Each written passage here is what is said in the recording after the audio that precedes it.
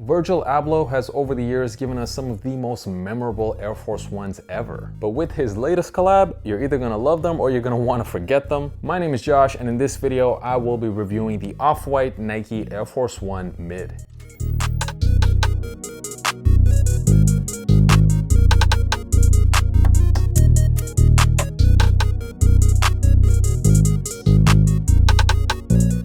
So what's good, guys, and welcome back to all of my long-term viewers. Thank you for supporting the channel, and if you are new here, my name is Josh. I do sneaker reviews and all types of other sneaker content. If that is something you're looking for, make sure you hit that subscribe button. I'm dropping at least 3 videos a week. Also check out my podcast, available on Spotify and Apple Music, and give me a follow on IG as well. I'm very active on there too. So we're going to be talking about the Off-White Nike Air Force One Mid. Although this is not confirmed, this was rumored to be the very last project that Virgil Abloh worked on himself with Nike. We don't know if that means that this will be the last Nike and Off-White collab we'll ever see. We might of course see new colorways of already existing models, but as far as new models go, these might be it. Let's see. Well, there is a lot to get into with this pair. We've seen Virgil work on several Air Force One lows already, but this is the first time we've seen him work on the Air Force One Mid. And as you can see, he has completely transformed it. And before we even get into the little details of this shoe, I gotta say, it seems like the overall inspiration of this sneaker has come from graffiti and graffiti culture. And you can see that starting off with this very unique box. As you can see, this box is literally a brick, which if you see what these shoes are selling for right now on the resale market, it is very appropriate.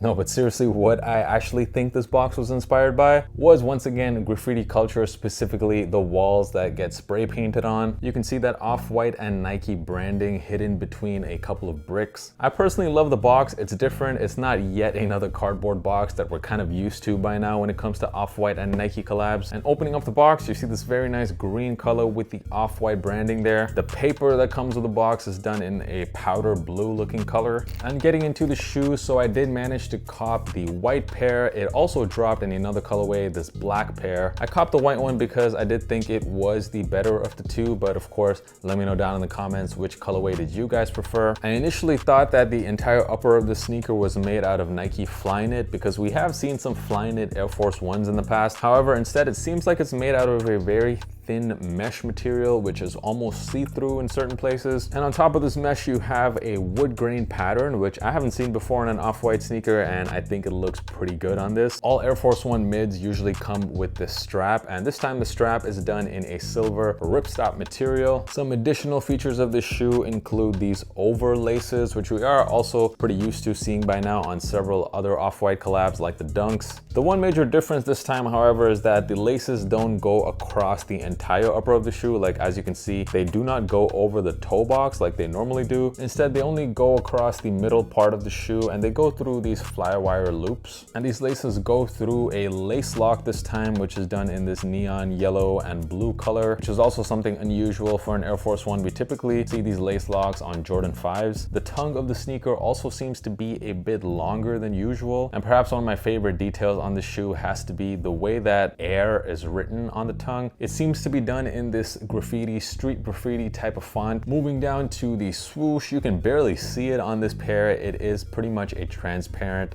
plastic swoosh. I think it's partly made of plastic and partly made of something else. It makes a pretty funny squeaky sound when you scratch it.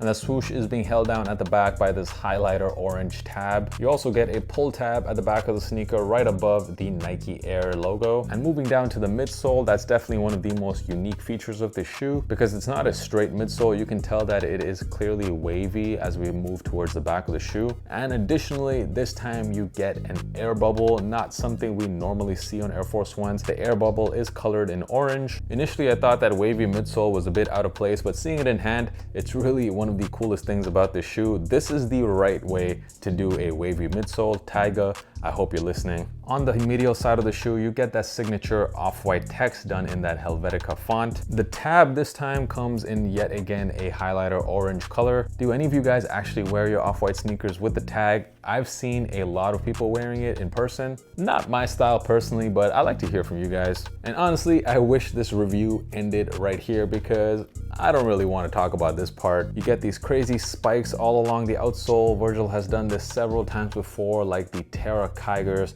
and also the Vapor Streets. I didn't like it on either of those shoes, and I definitely do not like it on this shoe, because up until right now, I was liking everything about the sneaker until we got to this outsole. I don't know what Virgil's fascination is with all these spikes. It also makes the shoe a little bit weird to walk on and keep your balance. Although I will say the more you walk in the shoe, the more flattened out these spikes will get. These are pretty much the perfect sneaker if you're running track at 12 p.m. and then you got basketball practice at 2. Additionally, right in the middle of the outsole on the medial side, you get what looks like a brick attached to it. It comes once again with a lot of different spikes, including some spikes pointing outwards from the medial side. Let me know what you guys think about these spikes. Personally, I could have done without it. For sizing on these, so I got my normal Air Force One size. I normally always go a half size down in Air Force Ones. So I got these in a size 10.5. I am a true size 11, and I gotta say they fit perfect. So go with whatever your normal Air Force One size is. For me, that's a half size down than some other Nike shoes like Air Max 1s and Nike Dunks. I mentioned earlier that these were a brick on the resale market, and yeah, have a look at these prices. They're pretty much going for close to retail in most sizes.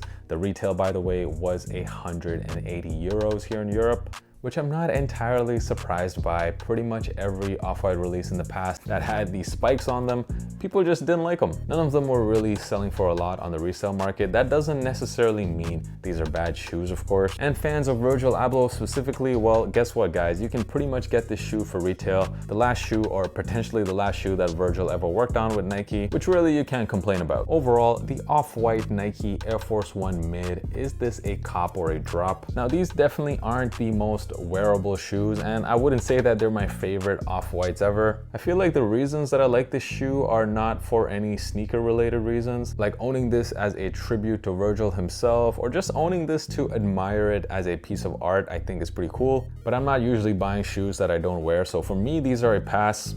But of course, guys, let me know down in the comments, what do you guys think of this pair? Will you be copying a pair? Let me know. For those of you that stayed around, let's move on to the group chat.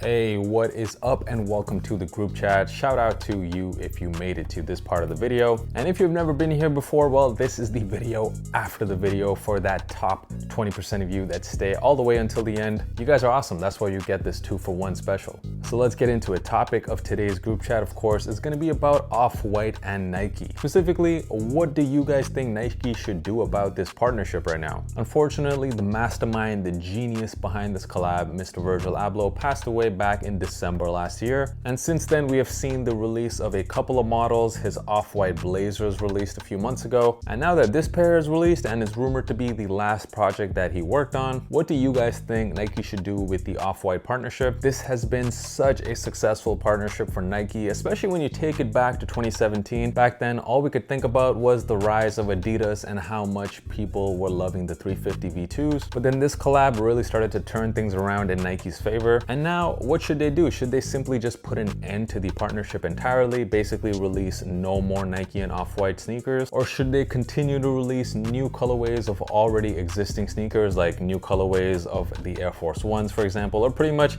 new colorways of any Off-White collab done before? Or should they continue to work with the team over at Off-White to develop even newer models in the future? Basically release new models without Virgil ever having worked on them? Let me know down in the comments. I would love to hear from you. I personally think they would go for the second option, which is continue to release new colorways of already existing models. This has been way too successful of a partnership for them to completely shut down, but what do I know? That's just what I think will happen. Thank you so much once again for watching this video and for supporting this channel, and I will see you guys next time.